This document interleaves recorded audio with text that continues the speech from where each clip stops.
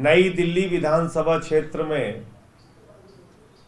चुनाव आयोग के नियमों की खुलेआम धज्जियां उड़ाई जा रही हैं और इसकी शिकायत एक बार नहीं, दो बार नहीं, तीन बार चुनाव आयोग से मिलकर हम लोगों ने की। और चुनाव आयोग ने कुछ कार्रवाई भी उस वक्त की, जैसे कि नाम काटने के मामले में, नाम डिलीट करने के मामले में थोड़े बहुत सुझाव हमारे माने उन्होंने, और ये भरोसा दिलाया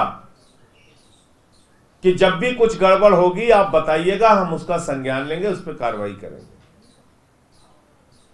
लेकिन स्थितियों में कोई परिवर्तन नहीं हो रहा है। चीजें जस की तस बनी हुई हैं, पैसे बांटे जा रहे हैं, चादरें बांटी जा रही हैं, साड़ियां बांटी जा रही हैं, जूते बांटे जा रहे हैं, चश्मे बांटे जा रहे हैं, और यही नहीं, सीना ठोक के बांटे जा रहे हैं। ट्विटर में फोटो डाली जा रही है, वीडियो डाला जा रहा है, उन पे कोई कार्रवाई नहीं होती। और आम आदमी पार्टी के कार्यकर्ता जो जाके डोर टू डोर कैंपेनिंग कर रहे हैं, प्रचार कर रहे हैं, उनको कभी बीजेपी के गुंडे मारते हैं और कभी दिल्ली पुलिस के लोग उठा के बंद कर देते हैं। कल एक ऐसा ही वाकया बीआर कैंप जो है 7 रेस कोर्स रोड पे, वहां के रहने वाले हैं बंटी शेखावत जी, और बरसों से वहीं रहते हैं, आम आदमी पार्टी के कार्यकर्ता है। उनको अचानक पुलिस आती है और हमारे कुछ कार्यकर्ता जो और प्रचार कर रहे थे उनके साथ पकड़ के थाने में बंद कर देते हैं, तुगलक रोड थाने में। अब उस तुगलक रोड थाने में जब मैं पुलिस अधिकारियों को फोन करता हूं तो कहते हैं साहब ये शिकायत मिली है कि कुछ लोग संदिग्ध अवस्था में हैं जो प्रचार कर रहे हैं।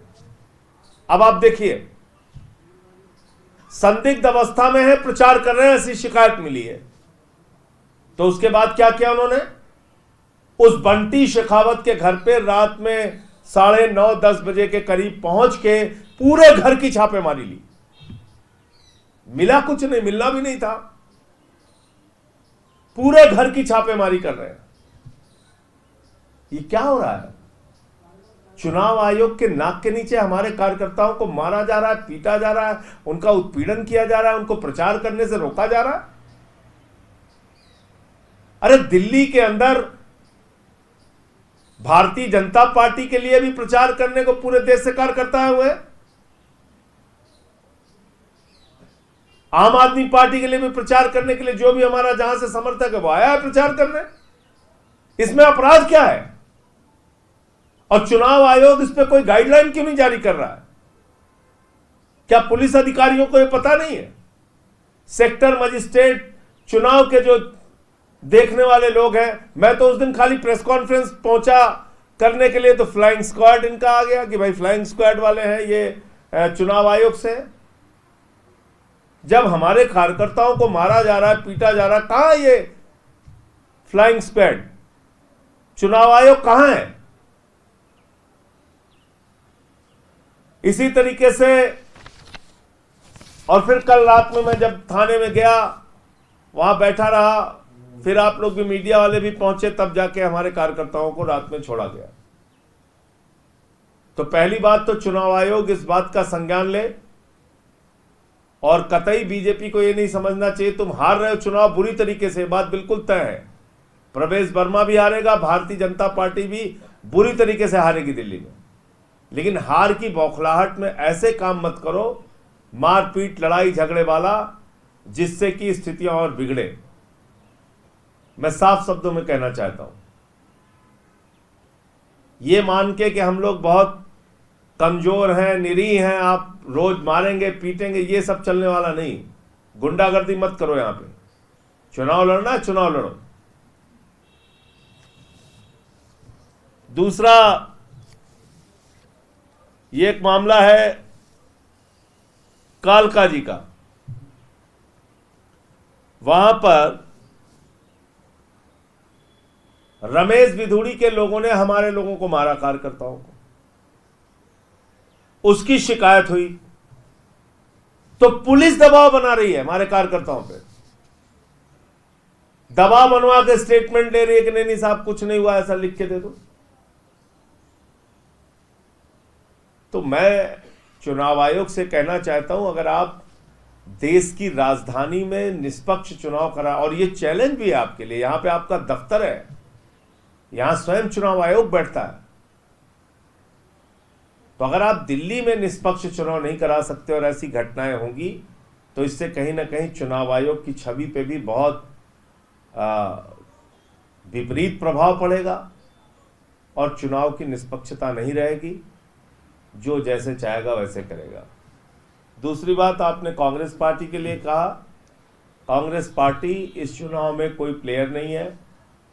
कांग्रेस पार्टी के कुछ नेता अपने अपने तरीके से बयान देते रहते हैं, वहाँ पर कुछ फ्रीलांसर नेता हैं, संदीप दीक्षित और ये लोग अपना देते रहते हैं बयान, कुछ ना कुछ बोलते रहते हैं, उसका संज्ञान लेने की या उस पर ज़्यादा बात करने की आवश्यकता नहीं है। योगी आदित्यनाथ प्रचार कर रहे हैं और माना जा रहा है जैसे हरियाणा में, महाराष्ट्र में नारा दिया था बटेंगे तो कटेंगे, इस तरह के नारे अगर दिल्ली में आते हैं तो क्या आम आदमी पार्टी के लिए मुश्किल होगी? क्योंकि योगी आदित्यनाथ की कैंपेन पर शायद बीजेपी को बहुत ज्यादा उम्मीदें हैं, क्या आम आदमी पार्टी भी इसको लेकर फिक्रमंद है? आप जवाब कैसे देंगे उसको? देखिए, मैं बहुत हैरान हूं कि आप हिंदुओं को डरा के उनका वोट लेना चाहते हैं, बटेंगे कटेंगे ये सब नारे दे के, और झारखंड में तो बीजेपी नहीं जीती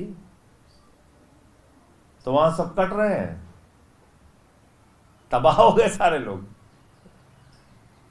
तो इसलिए जनता भी इन बातों को समझती है, ये ना तो महंगाई कम कर सकते हैं, ना रुपए को मजबूत कर सकते हैं, ना पक्का मकान दे सकते हैं, ना रोजगार दे सकते हैं, न किसानों के फसल का दाम दे सकते हैं, न काला धन ला सकते हैं, सिर्फ झगड़ा करा सकते हैं, नफरत फैला सकते हैं। तो वो काम करेंगे, वही उनकी पार्टी का चलन है, उसमें हम क्या कर सकते हैं? लोगों को समझना होगा, लोग समझ भी रहे हैं। दिल्ली में बुरी तरीके से बीजेपी हारेगी।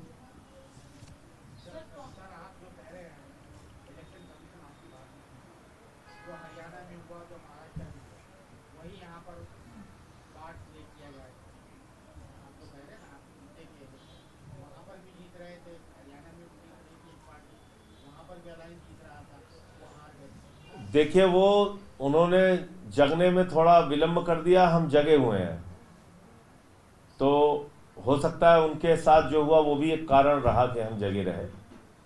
तो इसलिए यहाँ पे वो घपलेबाजी हम करने नहीं देंगे उनको, हम उनके हर घपलेबाजी के खिलाफ लड़ेंगे।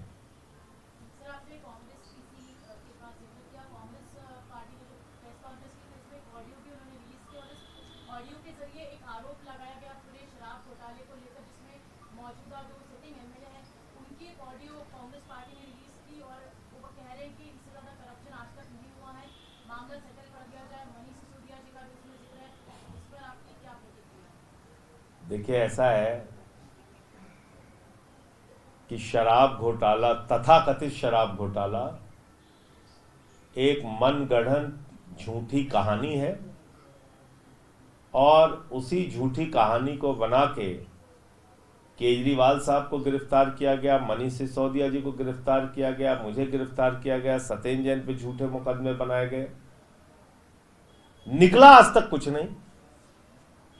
सुप्रीम कोर्ट तक ने भी पूछा भाई क्या है, तो झूठी कहानियां जो चाहे जो बोलता रहे, कहता रहे, उसका कोई असर नहीं है। लोग ये मानते हैं कि ये पूरा का पूरा ड्रामा खड़ा किया गया और उसके नाम पे हम लोगों की गिरफ्तारी की गई।